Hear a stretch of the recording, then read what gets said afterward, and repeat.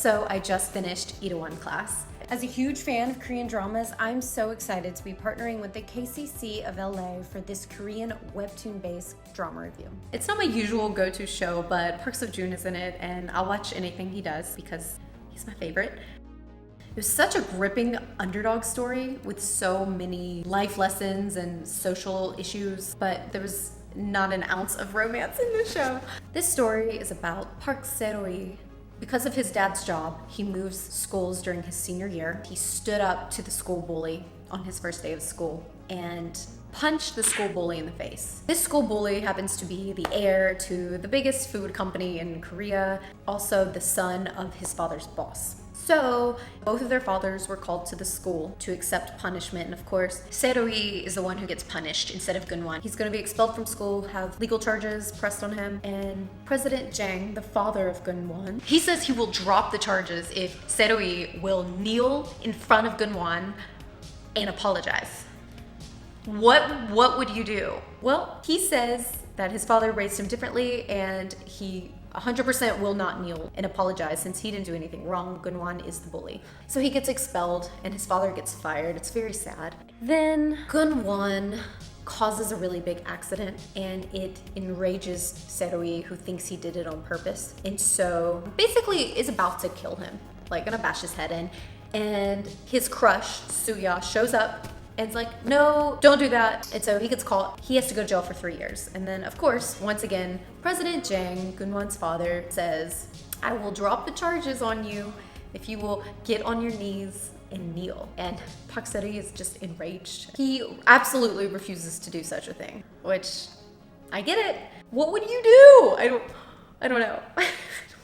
It boils my blood. President Jang will do anything to get Seo-joon on his knees. That's all he wants. He will give up his children, everything. This is just a battle of pride. They're like mirror images of each other, but like good versus evil.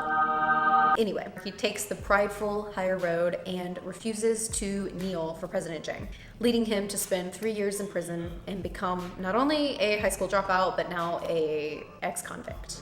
But in prison, he dedicates the next 3 years to studying President Jang and his company and creating his own plan to get back at him, which is starting his own pub and competing and becoming better than Jenga. After he gets out of prison, it takes him 7 years to start this pub. He gets probably most of his help from this little sociopath girl named Iso, who is absolutely obsessed with him. And Suya, his crush from high school, she's now working for Jenga, which it's also messed up, but whatever. So this story just follows him growing his business, and at every step of the way, President Jang is there to ruin it. He doesn't give up and he keeps pushing forward, and I don't want to give any real spoilers. It's just a chess game. President Jang is just so absorbed with power and authority, and that's what he wants. He wants to tame him. He wants that respect from everybody. And so this whole show is just a battle of them and watching Seo-joon grow his pub. In the end, like, who wins? That is the point of the show. Let's dive in. So the plot.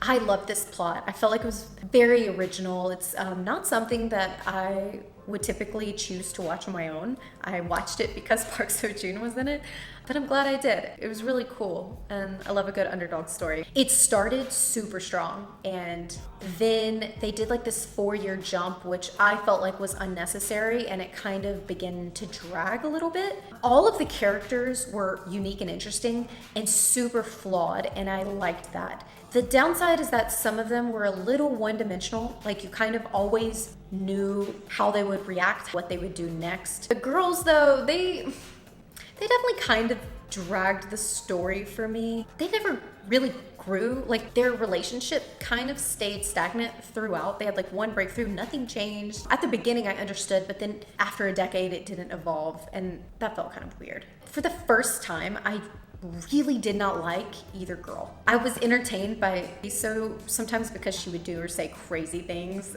and you would just be like, oh my god, I cannot believe she just did that. And she does a few things that really upset me. How she just keeps throwing the people who actually care about her under the bus, and I guess she's a sociopath. That's why. I understood Suwa, like she was an orphan and she had to look out for herself. Serui was never stable, so I get the choices she made, but I still just didn't feel the growth in her character that I wanted to feel. The chemistry. Ooh, this is the worst chemistry of any show I've ever seen. His chemistry with President Jang though, woo! The male chemistry was awesome. I loved Serui and his father were perfectly cast. They worked so well together. I loved the villain, President Jang. He was a really good counter for Park Seo-joon. I think it was a great pairing. The most interesting part is that I didn't even talk about there's a love triangle throughout the show, and I didn't even mention it because this is not a romance. Romance is such a side character to the story. And I don't know if that was intentional or if it was just the characters and the actual chemistry. Yeah, you've got this sociopath who has zero chemistry with Park Seo-joon. And then you've got Suwa, but she is not good enough for him. The feels. Ugh, Park Seo-joon got me. Always gets me. His emotional range is always just the best. Like one scene was not even sad to me and he was crying and I started crying. I was like, I'm not sad at all, why am I crying? So it's really good.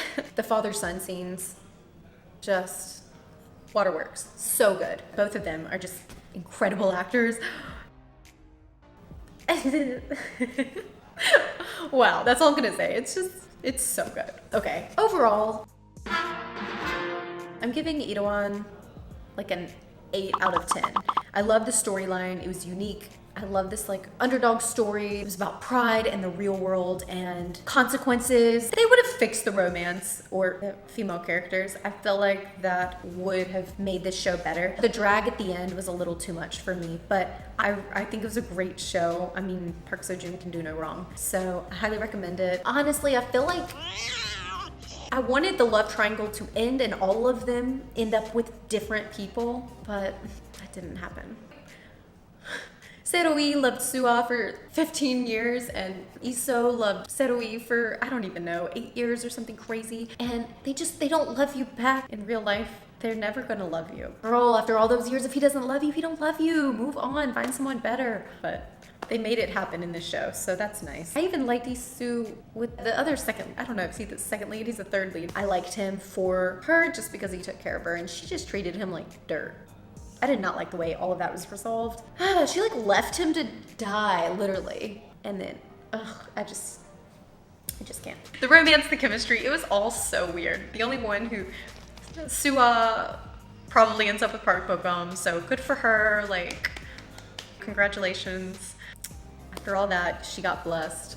Let me know, what did you think? Did you like either of these women for him?